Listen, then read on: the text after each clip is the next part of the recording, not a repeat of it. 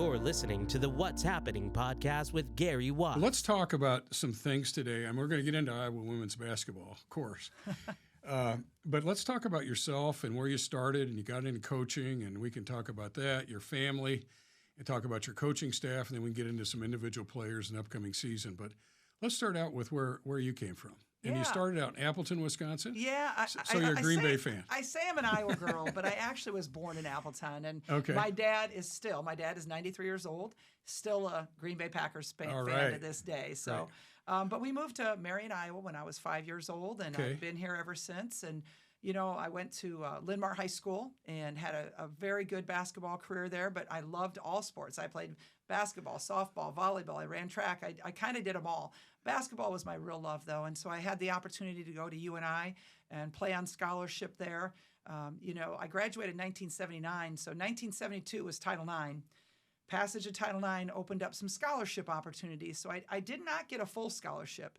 They were giving half scholarships at the time, and so I got a half a scholarship, which at that point, believe this or not, Gary, it was $1,100. Wow. So it's $2,200 a year to go to college at UNI back in the 70s. Now we're dating ourselves. And I understand Iowa basketball, women's basketball started in 74. The sport at the University of Iowa, that is correct, yeah. We started at 74. We started out with a club team and moved on from there. We didn't have scholarships back in 1974. It wasn't until Dr. Christine Grant got here where we actually started having scholarships for women. That's great. Let's go back to Marion High School just for fun. And you had lettered in all sports, it sounds like. But what was what intrigued you about basketball? You just liked it better? What were your thoughts on basketball as a kid? Yeah, you know, I had two older brothers, and my dad put up a basketball hoop in a backyard for my two older brothers. Well, they never touched a basketball, and I wore the thing out. So they had to replace hedges. They had to plant new grass because our court wasn't big enough. I just fell in love with the game. I don't know why. It was an opportunity for me to go out there and shoot by myself, and just and then when I got to the team aspect, I started playing with the boys, and I didn't realize that in Iowa we played 6-on-6. So the first time I started playing with girls, I was taking multiple dribbles, and you can only take two dribbles in 6-on-6. So I kept getting called for traveling. I didn't know what was going on. I didn't understand, but I quickly adjusted to the 6-on-6 style of game, and I love the 6-on-6 style. I really do. I think it created some great offensive players throughout Iowa history in the 6-on-6 game. Well, speaking of 6-on-6, my mother played girls basketball at Stewart, Iowa, back, it was in the 40s. Yeah. And she was a guard, and I always remember watching her. There's three here, three, and you had to two dribbles, and you had to throw it and passing, so you learned passing skills. And then I remember, speaking of girls basketball in Iowa, Denise Long. And she was from Whitten, Iowa. Yes, I think and then that's there right. was who was from Everly? Another lady. There's Denise Coates, was also Deb one Coates, of a great Minneapolis. Yes, really great player, Deb Coates. Yeah. And we had a lot of great players. So when did we switch from 6-on-6 to 5-on-5? Well, we began that switch in 1985. That's when the first teams, and it was the larger school teams that went 5-on-5, and the rural schools continued to play 6-on-6. And we had a dual tournament, a 5-on-5 and a 6-on-6 tournament, until 1993. 1993 was the last 6-on-6 tournament game. And my dear friend Lisa Brinkmeyer, who just passed away last week, was the last Miss Iowa 6-on-6 basketball player. Really? So it was in the 90s. That's amazing. So did you recruit when you first started you went to UNI. Yep. Were you a forward? I was. I played the three position. You know, I had to learn how to play 5-on-5 because I played 6-on-6 all through high school. So I had to learn to play the 5-on-5 game, which takes a good semester or a year, quite honestly, for people to adjust. And so I didn't play much my first year, but then I was a 3-year starter, sophomore, junior, senior year, and had a really great career, but never thought about coaching. I was a business degree. I have a marketing degree and an art minor, and I never thought about coaching until my senior year. I was like, oh, I don't want to lose this. I don't want to get away from this yet. And that was the first year we had a graduate assistant. And I thought, hey, this is something I want to do. So I I actually worked in the marketing business for a year. And my dear husband, proposed to me after that. We've been married for quite a while now. I got married in 84, so I'll do the math on that. Almost 40 years. Yeah, almost 40 years, which seems impossible. Yeah. But he was living in Davenport, working in the banking business. And so I wrote letters to St. Ambrose, Marycrest, and Augustana, the 3 Division III schools, asking about an internship or a graduate assistant. And I didn't even get a rejection letter back from him. I heard it was crickets, so nothing. But then it was a really good fortune. I was able to get my first job in August. The coach at St. Ambrose quit. He was upset about something. He quit. He had a really good program established. They had a brand new facility. And so there was an ad in the paper. That's how I got my first job, was through the classified ads. Really? And I won't ask you your salary back then. Oh, you can ask. It's public knowledge. It's, but you know, I applied for the job. My husband called me and said, there's a classified ad in the paper for a basketball coach at St. Ambrose. So back in those days, you got your typewriter out, right? Hunt and peck, make your resume, send it off. I interviewed and got the job. School had already started. It was the end of August. So I got the job probably out of default. There wasn't probably a lot of candidates at that time, and nobody was going to do that job for what they offered. They offered me $2,400 for the year, and my negotiation skills, Gary, were really sharp back then. I talked them up to $2,500. $2,500, $100. Hey, you know, whatever. Almost 1%, right? Yeah, Half a percent. Got to remember this was 1984, right. But still. And that's a head coach. That was a head coach. That's a head coach, right? I had a part-time assistant that was like a grad student, and that's all that we had. Tell us briefly here as we get going up the ladder from St. Ambrose on to Drake, but tell us about your family, your husband and your children. Yeah. If you can. Well, I say David and I met David before my senior year in high school. He had graduated. He moved from Chicago, and he graduated. We both went to UNI, and so we dated for 6 years before we got married. But I have been very blessed because David has been the best partner, the best support. I know that I wouldn't be able to do what I do today without his support. David was a very successful banker, and when we had children, we kind of looked at each other and thought, this is a lot. And he said, listen, it's easier for me to get into my job better than you get back into your job. So I'll quit my job while our kids are young. And he stepped away from work, and he raised our children. And I honestly could not do this without his decision to do that. And so I'm very, very thankful. Does he play basketball? Right. You know, you guys ever one-on-one? Oh, no. Well, we used to play back when we were dating a little bit, but he was a soccer and ice hockey guy. So those were his sports. He played soccer at UNI, and a sport that I never quite grasped. I never loved the soccer, but I would go watch him. So. Right. I don't understand it either. To me, it's kind of slow, and it's not slow. They're running, but the scoring and what goes on, and I'm sure it's amazing. But I'm sure if you understand it better. I don't understand it either. Yeah. But we've been blessed with 3 great children. So my daughter Hannah is 26 years old, and she now is our director of operations for women's basketball at Iowa.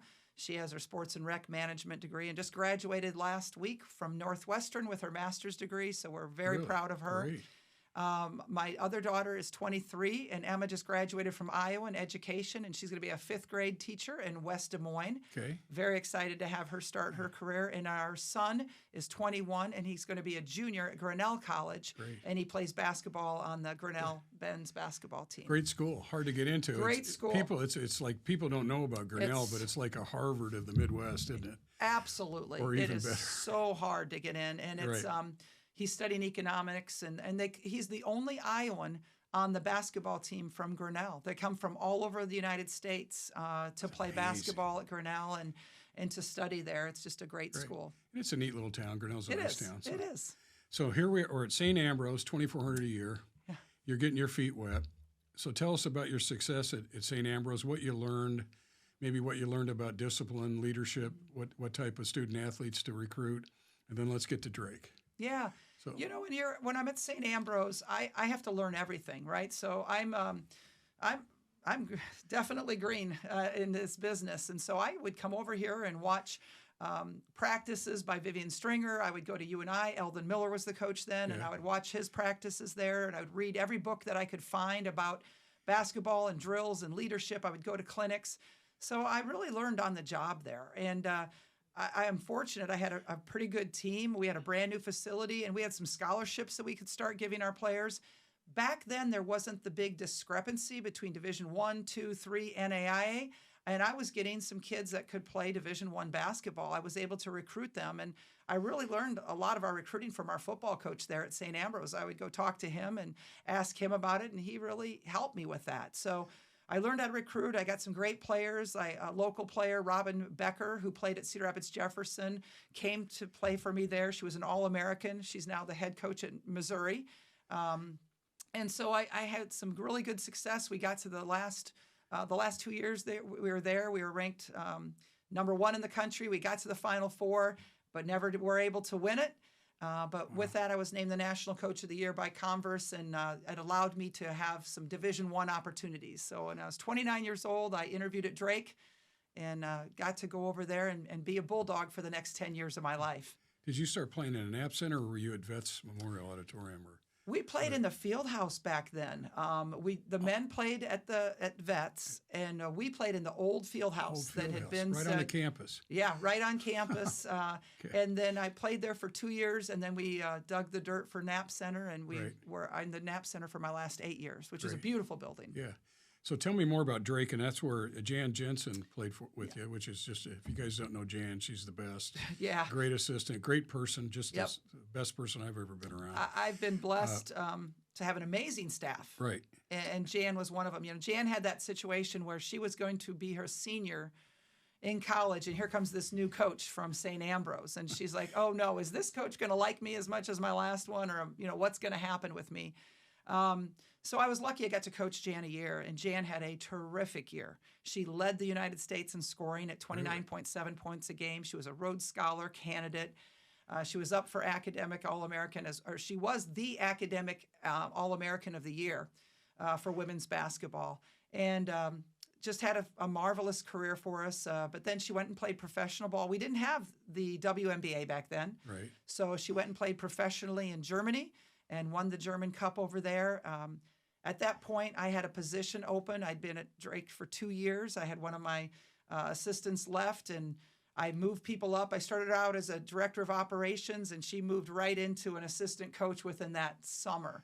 And so she was very young and worked on her master's degree at the same time. But I've been blessed because Jan Jensen and Jenny Fitzgerald, who also started that same year, we've worked together since it would be 92, 1992. We've worked together, so 30 years. Wow. The three of us have been together, and so that's loyalty, that's friendship, and I'm very blessed with that. It's got to help you with recruiting. If your coaches have all been together that long, that tells you something about the program. Yeah, we have very little turnover in our program, and it helps so much because hiring people takes a lot of time. Yeah, it does. It takes time to find the right person, to make sure you have the right person, to bring them up to speed with how you want things done, the culture of your program. And so it takes time, and I'm lucky that I haven't had a lot of turnover with that. And so it just and you just build so much trust and organization over the years that, if I'm gone, I know everything's going to be just fine. I have no worries. So take me through, you're at St. Ambrose, you're learning to be a head coach. Yeah. You get through that. You had a lot of success at St. Ambrose. Now you're at Drake. What differences were there between what you were like and what you learned being at St. Ambrose? Now you're at Drake. How did you develop as a coach? Yeah, the thing is, my basketball philosophy really got developed probably more at St. Ambrose, and I just took that with me. And, basketball is basketball, and I really believe that basketball coaching, if you're a good high school coach, you're a good small college coach, you're a good Division I coach, you're probably a good pro coach. I mean, you know how to coach, right? You know how to manage people, lead people, motivate people. You know how to run a practice. You know your X's and O's. To me, the thing that was different was recruiting, because I was recruiting at a different level. I had full scholarships then when I went to Drake, recruiting a different athlete. And obviously the competition was a lot better. It was a lot stronger. The support was more, as far as fans. And so it was just the spotlight gets bigger. But what you do is really pretty much the same. Same thing, even in high school. So what's your recruiting style, if you had to describe it? How do you look at recruiting? When I'm recruiting, we like to say that we recruit great women who happen to be basketball players. And so we're looking at the person first. I mean, if they're not a great basketball player, we're not going to be recruiting them, obviously. Right. But what's the most important to us is, can they achieve it academically? And then are they going to fit into the culture of our program? Are they going to be a great teammate? Are they going to be willing to be, get on the floor for loose balls and work hard and be gym rats and be respectful and all the things that are part of our culture? That to me is the most important thing. And that's why we say we have, we recruit great women that just happen to play great basketball. Yeah, and look at this season, and they're all great people, and you're right, they do scrap and they hustle, and they run back to the when they come out for timeouts. I mean, it's just the hustle, the aspect, the whole deal, how they handle themselves on and off the court. It's important. That's neat to hear. I appreciate that. So now you're at Drake, and now you get an opportunity for Iowa. Let's go from Drake to Iowa. Tell me about that. Yeah. That was in 2000, right? Right. Well, my first time I applied for the job was actually 1995 when Vivian Stringer went to Rutgers, and I came over and I applied for the job, and I really wanted it. We'd just come off a great year. We'd finished 23rd in the country, got to the second round of the NCAA tournament at Drake. We beat Mississippi in the first round of the NCAA tournament, and I thought I was ready. And I came over and interviewed, went through the whole process, and Dr. Grant chose Angie Lee, the assistant coach that was currently there. So I went back, licked my wounds, and I became a better coach. I really did. I think I learned. You can be a great coach, but you can never stop learning. I really believe that. I think that we learn every single day, and the day I stop learning is the day I'm, probably going to hang it up. Right. I think I became a better coach because I became a parent during that time. I think when you're a parent, you learn patience. You learn how to talk to young people. I think I was a little tougher coach before I had kids. I think I learned how to give them a little more grace and a little more understanding after I became a parent. So in 2000, I was pregnant with my second daughter, Emma, and the job came open again. And Bob Bowlesby was a good friend of mine, and because he was an AD at UNI when I was a player there. Yeah. And Dr. Grant, we built a relationship over the last 5 years that she didn't hire me. And when she offered me the job, I couldn't say yes quick enough. So I was very thankful. I came over here for my introduction conference, and I was about 9 months pregnant. I thought, there's a hospital two minutes away. Not a better place to be. Across the street, kind of. Yeah. Well, that's neat. So you started out at Iowa, and then tell me how you grew through that process each year, and then, of course, we'll get into the Final Four here eventually. But yeah, how's your Iowa career been as a coach? How would you describe it? Our first year here at Iowa, the women, it was an interesting situation because they were very talented, but they weren't very successful. They had won 9 games the year before we got here, but they had some great players. Lindsay Meter from Solon was a great player, was drafted by the Minnesota Lynx. Randy Henderson, Kara Consuegra, they had just great players. And there just wasn't the chemistry piece. And it's so important in coaching. It just kind of had a negative vibe about the program. And so we came in, they weren't happy with us. They resisted us a little bit. We weren't welcomed with open arms by the players. We were by the fans. We were by the administration. But the players were a little upset the way that things went down with Angie Lee being let go, and they felt a little bit of loyalty towards her. I'll never forget my news conference. They were all sitting in the back with their arms crossed over their chests, and we're thinking, oh boy, what have we got ourselves into? So we had to quickly win them over. And I remember one time I walked into one of my first meetings with them, and I said, this is not a democracy. I'm the boss. There's only one of them. I'm going to be it. And if you don't like what I do, there's the door. And they were all like, really? I was just trying to be really honest with them. And slowly and surely they bought in. And they bought in really well. And to this day, some of those women on that first team are some of my best friends. Great. We've stayed in contact. We won the Big Ten that year. We were picked to finish last. We won the Big Ten tournament. We advanced to the second round of the NCAA tournament, beat Oregon in the first round, and just had a great career, or a great start. And then from then it was up and down a little bit. And I really think our big breakthrough came when we signed Sam Logic. She was the 11th best player in the United States out of Racine, Wisconsin. And we signed her in, I think it was 2000. Well, 2008 we won the Big Ten championship that year as well. But I think it was 2011. And from then we've had a consistent really good recruiting classes of really some great players coming into our program. Do you mainly recruit in the Midwest, or do you go all over? You know, it's mainly the Midwest. We like to say our recruiting footprint is as east as Cincinnati, as west as Denver, as north into Canada, but we don't go too far south. I mean, we go Kansas City, St. Louis, Louisville, but that's about it south. It's hard to get women to come north.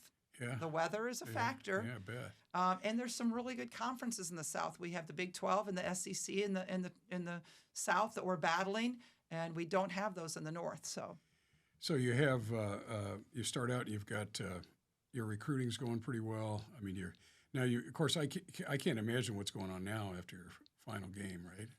Is your phone ringing off the hook? We actually, you recruit about a year ahead of time. And so all of our recruits were signed, and really a lot of our 24 class was already signed. And so you work so far ahead, but I think we're starting to see the benefits now of, the success that we had this year. That's great. Tell me about the portal. How does that affect your program? Yeah, the portal, there's parts of the portal I agree with. There's parts that I haven't agreed with. We haven't delved into it as much as some programs around the country. There was one fact that kept coming up during the NCAA tournament, that we were the only school in the Sweet 16 that did not have a portal person starting for them. It was our same five that had started together for almost 100 games. And so I think that was part of our success, is we had that loyalty. We've had a couple women decide to leave the and enter the portal. I think about one a year. That they're unhappy with their playing time, and that's okay. We've only brought in one player into our program from the portal. It's just not something that I really want to do. I'd rather bring in freshmen and develop them and have that team bond and the relationship versus somebody that doesn't know you come in and expects to be a starter in the portal. I think it's really it's dangerous. It's good for some people. It's not really our thing. I think it'd be hard to bond as a team. Somebody came in, you don't know them. Maybe they're an individual star. How are you going to put them part of the team? Yeah. Who's going to shoot when? Are they going to hog the ball? Whatever. All that. Go. I mean, yeah. It'd be hard for me if I was a player or a starter for 2 years. Here comes somebody else, and to me that'd be just like personal property. They're just kind of shuffling around, and I can see where you want that same group, cohesive group. Yeah, it's different, and usually people leave a program because they're unhappy with their playing time. Right. Well, if you have a good program, they're probably not going to get more playing time coming to your program, or maybe academically they weren't as strong, or there was some kind of red flag. I mean, there's usually something wrong with why somebody leaves someplace. Right. It could be a coaching change. Okay, I get that. That's understandable. The person that you recruited, you didn't, stay, so maybe you don't feel comfortable with the new person. Those are the ones that I understand. You touched a little bit about your coaching staff. You want to go through it again? I mean, what specific duties they do, who's in charge of recruiting, and who, Jan's your assistant. You want to go through your folks? Yeah, Jan Jensen is our associate head coach, and she's really, she's my right-hand person. She's, if I am gone, she's running the program. If I ever get tossed, which I've never been tossed, Gary, I hope I never do. Have you had a tea? I've had a tea now and then, but not very. I don't get that many. I really don't. But Jan would be the one that would step in that situation, and she can make decisions when I'm gone. And then we also have Raina Harmon, who's an assistant coach. Raina came from Central Michigan, where she played, and she was an assistant coach there, and she's starting her 6th year with us. Abby Stamp played for me, was a part of our 2008 championship. She's an assistant coach, has been with our program ever since, worked her way up from director of operations to player development to now an assistant coach. And then we have 2 new positions. This is a new positions this year, where we have these player development coaches. It's men's and women's basketball, a new rule where you can have 2 people that actually can coach. They can't recruit, but they can coach on your floor or do individual workouts with your team. So Jenny Fitzgerald, who's worked with me for 30 years, is one of those assistant coaches. And then Tanaya Davis, who played for us, graduated in 2019, was a part of our team that went to the Elite 8.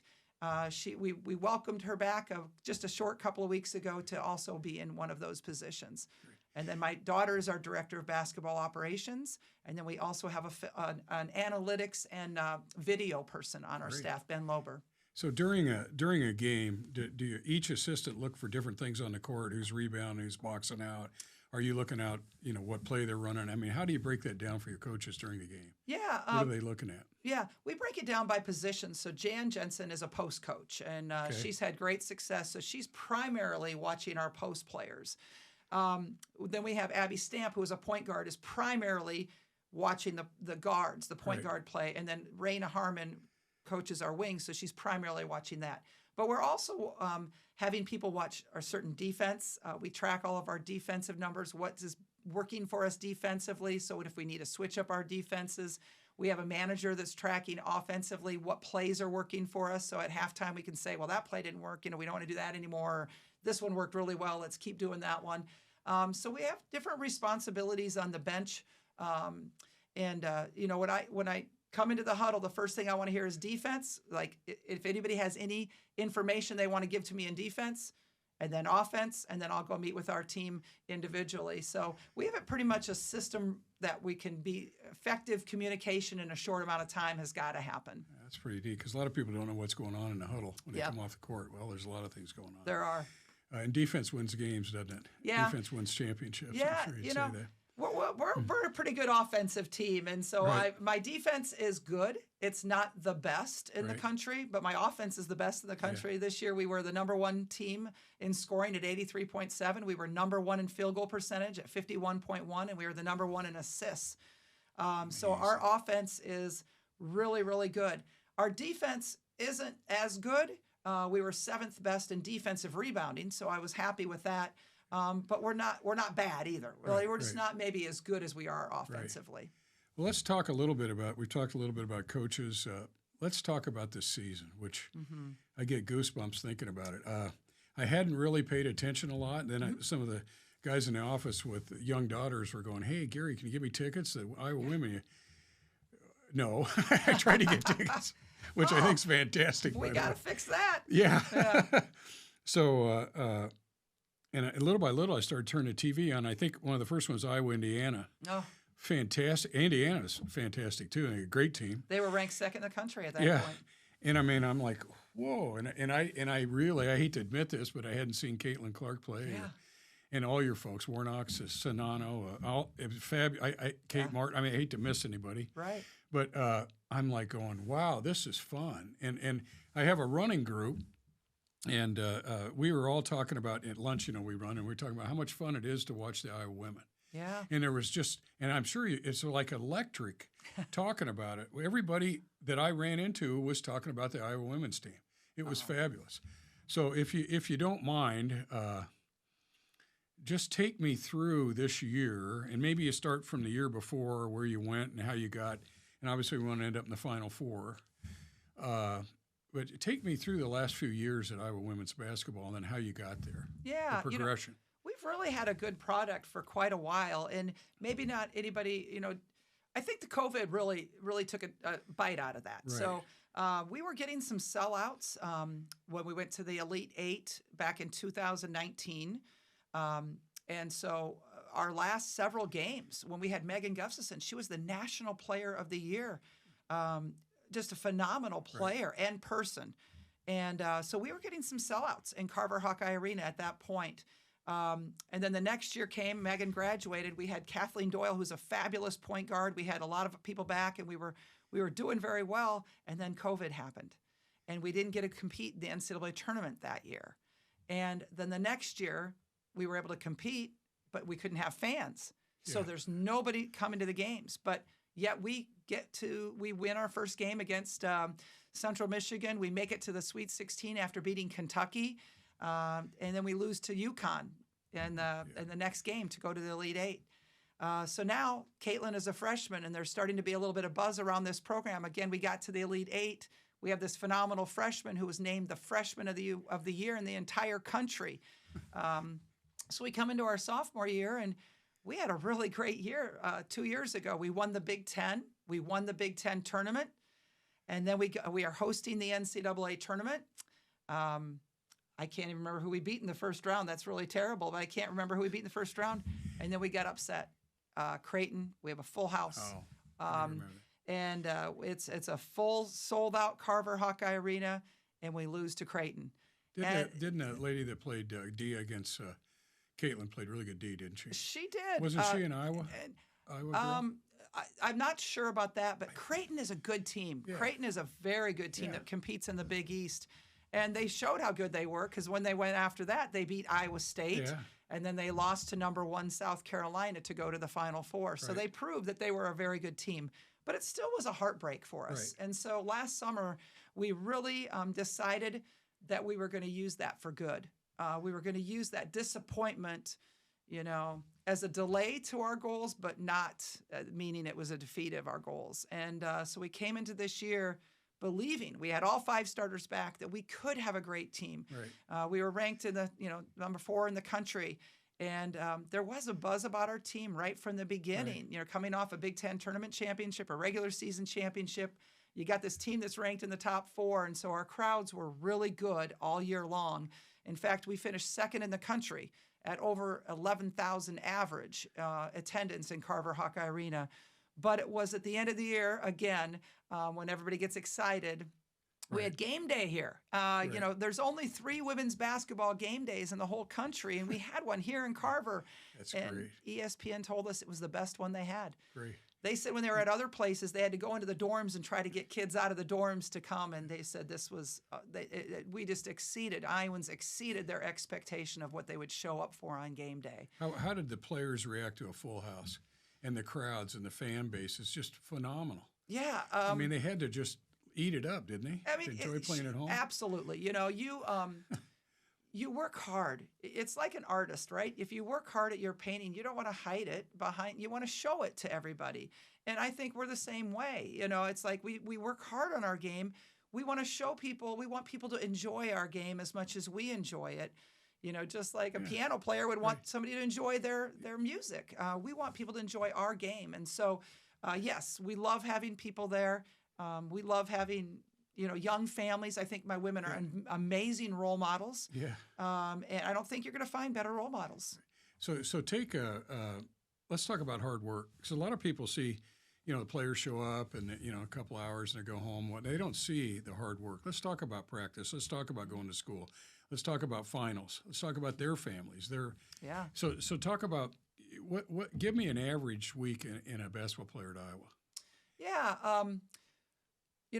First of all, one of our mantras is win. And everybody thinks we're talking about winning the next drill or winning the next game. And we're actually talking about 3 things that are very important in our system. And the W stands for work hard. The I stands for with integrity. And the N stands for no excuses. And those things we say all the time. We finished practice today with win.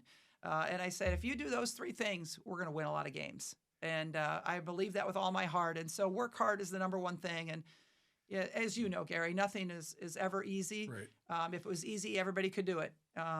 We believe in working hard. We know you have to put the time in. And when people ask me, I'm losing my confidence. Well, how do you get your confidence back? You work hard. You get back in the gym. Right. That's how you develop confidence.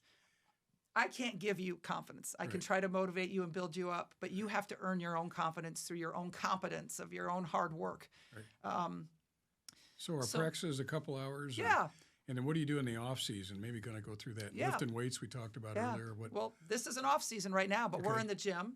We get to be with them 8 hours a week, but no more than 4 hours on the court. So this morning we had a practice this morning. So we go twice a week for 2 hours, and then 3 times a week they're lifting weights for an hour and 20 minutes. So that comes up to our 8 hours. Then on top of that, they're scrimmaging on their own, and they're getting their extra shots on their own. Well, they might also have a summer class or an internship. So we do our practices in the morning so they have the rest of the day to do those other things. And I also want them to enjoy them, have a little bit of a social life and enjoy themselves, especially in the summer. This year we get the joy of going on a foreign trip, which once every 4 years, the NCAA allows you to go on a foreign trip with your team. And you get 10 extra practices. So we'll get the benefit of 10 extra practices this summer. And we're going to go to Croatia and southern Italy and play against those national teams. So it's going to be a great experience and a great cultural experience for those players as well. I've never been there, but I hear it's beautiful. I've never been to either one of those places. I've been to Italy, but only northern Italy. I'm looking forward to seeing southern Italy, and Croatia, I heard, is fabulous. Yeah. So it's a lot more than just Big Ten season. It's the practices, it's the weekends. I just saw a clip. I don't know if you saw it. It was maybe a month, 6 weeks ago, and they interviewed Caitlin in Des Moines. And she was in between her workouts or whatever she was doing. It was on a court, I think, next to her folks' house. Yeah. It might have been a neighbor's house. Yes. And she came in and she was sweating. I mean, she was working out and she was talking. And I don't know how many hours a day she works out, but I'm sure it's amazing, isn't it? To be as good as she is. I mean, it has to be. To be good at your trade, you have to put the time in. And these women, they do. And at the same time, their average grade point average last year as a team was a 3.41. So they're getting it done academically as well as athletically. Who's your academic All-Americans? Is Caitlin? Actually, Caitlin is our academic All-American. She is. Not only everything else she's at, too. Yeah, and we have two women that are in engineering that is a very difficult, Caitlin and Kylie Fierbach are both in the business school. We have people in all different degree programs. It's not just one area. That's amazing. So I like the idea on hard work because, if you have an off night shooting, we'll go back and shoot. Get out in the gym. Yeah. You'll get it back. You got to build your confidence. Keep shooting is the way I look at it because if you're a shooter, you're going to keep shooting. Yeah. And you may have an off night, but you got to keep your confidence up and go back to work. Yeah. A perfect example of that was Gabby Marshall this year. Gabby was our three-point shooter, and she started out this season really struggling. And we made a highlight film of her from the year before of all of her makes, all of her three-point makes. Really? So we showed it to her. As just a reminder of how good you are. And she just kept getting back in the gym on her own time, getting back in the gym. At the end of the year, she was spot on. She was phenomenal. We would not have made it to the Final Four if it wasn't for Gabby Marshall and the way she shot the ball. Well, I noticed a lot of things about shooting. It's something you can teach the form and the spin on the ball and to get the rotation, but your three-point shooters have that. They definitely got the technique, and they obviously do more than that, but, I mean, the technique's phenomenal. And that keeps the ball around the rim when it's spinning like that, and they have that right touch. And then look at your free throw percentage.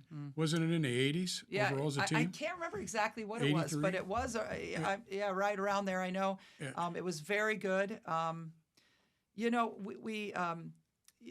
think when you watch us play, we play the game, and John Wooden has said this. John Wooden said the women played the game as it was meant to be played. That's below the rim. I know dunking is fun. I get that. We can't dunk, so we don't even think about it. We don't practice it. We practice our three-point shooting. We practice our free throws. We don't practice dunking. We practice passing, setting good screens. So if you watch us play, I think we have excellent floor balance. I think we have excellent movement away from the ball, people away from the ball, and we share the ball really well. So it's a pretty style to watch. Right. Well, the amazing thing, and I want to kind of get into Louisville and South Carolina, then LSU, in the tournament. But look at the stats on assists, and all your women do, but especially Caitlin. Yeah. And people don't realize that she not only does a lot of things, shoots, does dribbles. I mean, the whole thing, runs the floor, or kind of the quarterback. But all assists, and you can't coach that. That's somebody that's unselfish. That's somebody that's for the team. Yeah. And that's all your players. Yeah. I think that's really neat that you coach that and they do it because you got to be unselfish to assist. They buy in, and you're absolutely right. It's the unselfish play because you're giving up your good shot for somebody's great shot. Right. But we don't have 51% shooting from the field and lead the country without that buy-in, without that philosophy. A lot of people talk about Caitlin's scoring, and she was the nation's leading scorer the last 2 years. But she has also led this nation in assists. Right. And I'm so proud of her for that because that's some part of her game she developed when she got here, is that she had to have trust in her teammates and that she was going to give up the ball to her teammates and they were going to be able to execute. So and then we got to throw this out. Triple-double with South Carolina, 40 points. Yeah. Was it, how many rebounds was it? 12 and 10 assists. I mean, the pros, I mean, that's when she got the attention, I think LeBron James, Patrick Mahomes. I mean, I'm sure the list of people that were following her on Twitter, on Facebook, whatever, it was just, for anybody that's an athlete to do a triple, I mean, that's just, I mean, Michael Jordan, I suppose I don't know if he called her or not, but he could have. Huh? No, I don't know if Michael Jordan did, but I mean, Kevin Durant's been a fan of hers for a couple of years now. They talk. He sends her shoes. Does he? Yeah. I mean, she has had some former, NBA players that you would all recognize, send her text messages, Facebook Messenger, send her gifts and things. It's really cool. It's really neat. I just want people to realize what a special person we have here at the University of Iowa representing us. because she's not only a great basketball player, she's a great human being. Right. And she's ours for at least, one more year we get her. We don't know if we'll have her for 2 because of the COVID year that they get. But we for sure have her for 1 year. And I think everybody needs to take advantage of seeing a player that is a generational player that has changed our game. So I have a story about Iowa basketball and Caitlin. So my daughter lives in Seattle. I think you played Louisville out there. So hadn't seen the Iowa women. She's from here and has been gone for, 20 years. But I called her up and said, Emily, you need to go down to Seattle and you need to watch the Hawks, the ladies, and pay attention to the team, Caitlin Clark, whatnot. And obviously she had a fabulous game. The Hawks kicked Louisville really nicely. And she called me that night, goes, Dad, I'm so glad you recommended it. What a great game. She was so excited. She's an Iowan. She lives in Tacoma now in Seattle area. And she had a blast. And she called me. It was late, 2 hours difference. Go, hey, what are you doing calling me at whatever time? Yeah. And she was just genuinely excited about it. And followed the rest of the time. But it was the first time she'd seen the Hawks play, and she was just couldn't believe it. She went with a couple other lady friends that were athletes in high school, and they just couldn't believe it. So let's get to Louisville. You're in Seattle. You really take it to Louisville. Fabulous game, I thought. Now you play South Carolina, which is kind of like the way I thought about it was, I don't know how you thought, David and Goliath, kind of. And maybe not quite as much as that, but it's like you got an incredible team, incredible players, a great coach, and here we go. Yeah. You want to take it from there? I'm getting goosebumps. Yeah. It was a journey. I mean, we beat Southeast Louisiana in front of a sold-out crowd in Carver. Right. We beat Georgia from the SEC in front of a sold-out crowd. We now fly to Seattle. We fly Seattle. We play Colorado from the Pac-12. We beat Colorado. Now we're playing Louisville. I mean, great storied program. They'd been in 3 Final Fours. And we beat them pretty handily in the end. We never came back. A lot of people think that we flew back to Iowa City in between, but we flew right to Dallas after that. So that night, we really enjoyed that night. To make it to the Final Four was something obviously our coaching staff had never done. It was always a dream of Caitlin's, and she got everybody else to believe in that dream. And I can't express the feeling, what it's like to finally reach your goal like that of making a Final Four, and how hard it is to get there, and how good it feels. That locker room was amazing. It was so much fun, and I have one of the best photographs I have from that is Caitlin in the locker room has just got her head on my shoulder, and she's just a complete bear hug and just so happy that we did it, and it was the best feeling. Another great feeling for me was that my whole family was there. And they're all in the court with us as we celebrated being the regional champions. And I got to walk out of off that court with all the 5 of us, arm in arm off the 5, and because it is a family affair. You don't do this if your kids are not buying in and don't make you feel guilty when you're not at all their games and things like that. So for me to walk off with my 4 family members, can't describe it, can you? It's the best picture, after you cut down the net, and it's the best feeling ever. We get to Dallas. I think the thing that surprised us when we got to Dallas about 9:00 at night. We get off the plane on the tarmac, and we're getting ready. We're like, where's our bus? Pulling up to the tarmac, and there's a party set up for us. Really? And the Final Four has a DJ, a dance floor. They have all these props. They have food and drinks for us. The national championship trophy is sitting there. There's lights going off, and they throw a party for every Final Four team when they get to the Final Four. It was pretty cool. We went to our hotel that night, and now we've got the job of facing South Carolina, who is unbeaten in like 45 straight games, number 1 in the country all year long. I think we were an 11-point underdog. I can't remember what we were exactly, but I think we were.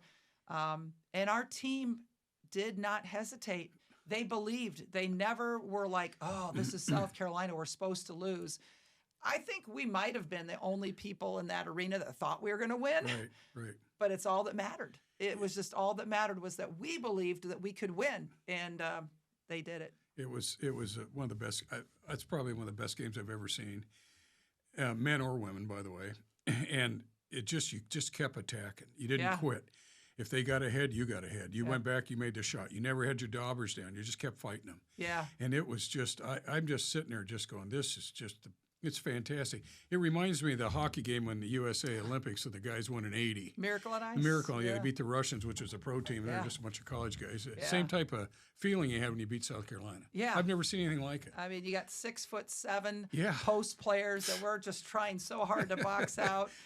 You got the best players in America there, the number one draft pick, and it's going to be there, and your Olympic coach is sitting down on the other end. So, and how do you box them out? They're 6'7". They go over your back. I mean, it's just like they're just to get the board. So I mean, I've never seen anything like it. I think it was just such a memory, such a fantastic. I can't tell you enough. And then as we get into LSU, I mean, I can't tell you how proud I am to be an Iowan. And the way you guys represent Iowa, I think that's important. I don't want to lose sight of that. I don't want to ever lose sight of what you guys do. And the class act, all the kids are, all the players, they're class acts. And they portray Iowa the way you want Iowa to be portrayed. Well, that is our goal. When we go and we're on the national stage, we're wearing Iowa on our chest. And we love this state. We're proud of our state. We're proud of our university. And we want to represent this great university and this great state in the manner that it should be. And, so we talk about it with our players and we believe it. And, we're playing for everybody that was back home. And the attendance that we had, like when we went to Seattle, there was a lot of Hawk fans there. Right. Yeah. And when we went to Dallas, it was taken over by Iowa Hawkeye fans. I mean, the support is just absolutely amazing. And, Iowans love to be a part of a record. They love to be a part of tradition, and they support good play. They support good people, and I think we have good people on our team. We had some friends that took a couple ladies that were older, 80s, early 90s. They wanted to go to Dallas to see the final game. Oh. And they talked about getting up at 3 or 4 to go to the Quad Cities to fly down there, but they weren't going to miss watching the ladies play. They weren't going to miss that. Yeah. And they were so excited about it. So, well, let's get to the fun. Okay, so after the game, what was that like? You walked off the floor. I'm sure it was like euphoria. You guys are going, and then you got LSU. Yeah. But what was that like, at least for a night or two? Yeah, I wish I could go back and relive it, but I would also change a few things. The first thing is, that game started late. The South Carolina, it got over late. I don't think it got over till 11 o'clock. And, it was pretty euphoric locker room. Right. Everybody's pretty excited. We just done the unthinkable. I don't know if you remember Nancy Lieberman. She was a great women's player, was drafted by an NBA team, played on the Olympics. She asked if she could come in and talk to the team. She came in and talked to the team. President Wilson, our president of the university, was there. She could talk to the team. It was just the best feeling. And then, we have to wait till South Carolina gets done with media before we can go to media. And then we have a couple players that have to be drug tested. And if you can't go to the bathroom, you can't leave till you're drug tested. I had one player that didn't get back to the hotel till 1 a.m. Wow. And so it was hard to come down from that high. Right. And I the next day we had to be at media starting at 9:30 in the morning. And then after that, we had practice. And if going back and looking at it, I don't think I would have practiced that day.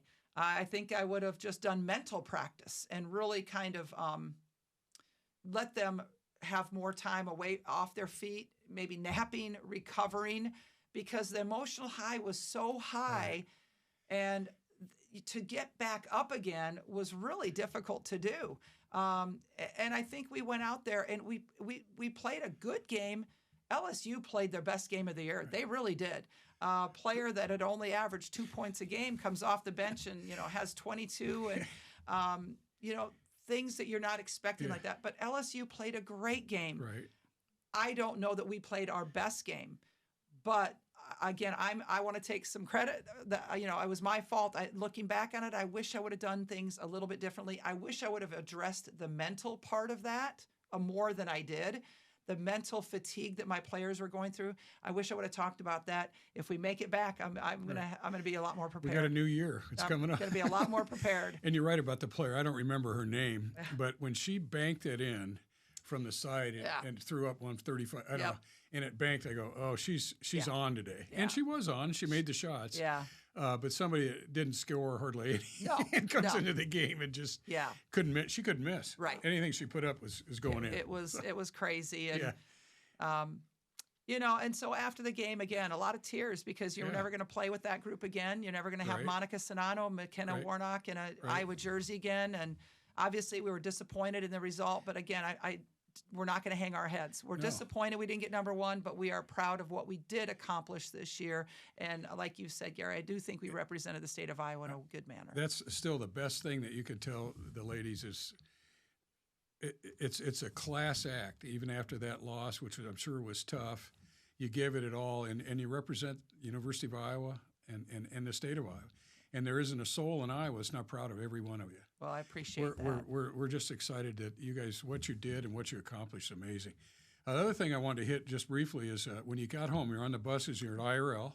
Yeah. And I know some people that went out there with their daughters. Yeah. And here their daughters are running around. Here comes the women off, and they're signing autographs. And just think of what your team and what you've created for all the young girls coming up through the ranks of want to play basketball. They want to be a Hawk, or they want to be like somebody. That's just amazing. Just that camaraderie off the buses. Yeah. I've never seen anything like it. I thought Yeah. it was phenomenal. You know, I don't know how many people were there. I've heard numbers I can't remember right now, but there was thousands of people that were there. And I honestly walked off the bus with the trophy in my hand with tears. I mean, tears. Just first of all, you're exhausted. Right. Second of all, you're just so appreciative, and Yeah. and you're so happy that people are excited Right. with you and share with you and feel it with you. And then we had the celebration downtown. There was 9,000 people came out Really? to that celebration downtown. And again, just there's nothing like being a Hawkeye, and there's nothing Right. like living in a community like this. And you know, we've had to pause season ticket sales because we've probably outsold Carver Hawkeye Arena. That's fantastic. And so, you know, we're the only team in the country that's had to do that. Right. So it just shows you the growth of women's sports, but that is what's happening is you see the growth of Title IX, the growth Right. of women's sports, because now mothers and grandmas that played, Right. you know, they're bringing their kids up saying you should watch this. Right, You know, right. before there wasn't very many female role models on TV unless Right. it was tennis. Right. Every 4 years, the Olympics came around. But now, the more television coverage, and we're still only getting 5% as female athletes of television coverage. Wow, that's But the more that we get, the more role models that are out there, the more people, little girls can emulate that I want to be like that. I want to learn the lessons from being an athlete like those guys are learning. And if you haven't seen the Hawks and Caitlin Clark, I mean, you are right. You're somebody that's a prodigy. I mean, she's just phenomenal. Hard work. She's the whole thing. Academic All-American. Yep. She's what you want to see in an Iowa lady. You need to get out and watch the Hawks. You need to watch that team, not just Caitlin, the whole team. Watch how they do the fundamentals. Watch the discipline, how they get along with each other. Yeah. It's just go see the Hawks. That's all I can say. appreciate that, Gary. Anyway, I'm with the winningest coach in women's basketball, Lisa Bluder. It's been fantastic. I'm really appreciate your time today. My pleasure. Good luck in Europe. Have fun in Croatia. Yeah, looking In forward Italy. to it. Are you taking your family? Or? I am. Good, I good. am. Well, they have fun over there Absolutely. too. So, and hey, can we start out with LSU this year, or not? Can you? You know, we're Can you playing Virginia reschedule? Tech the second game. Virginia Tech was also in the Final Four. They lost to LSU. We're playing Right. them on November 9th. Right, good. So we have a great schedule Right. once again. Well, maybe you get another crack at it. I You hope never you know. do. You never know. Okay. Talking with Lisa Bluder, it's been fantastic. Thank you so much for coming in today. Thanks for having me, Gary. You bet.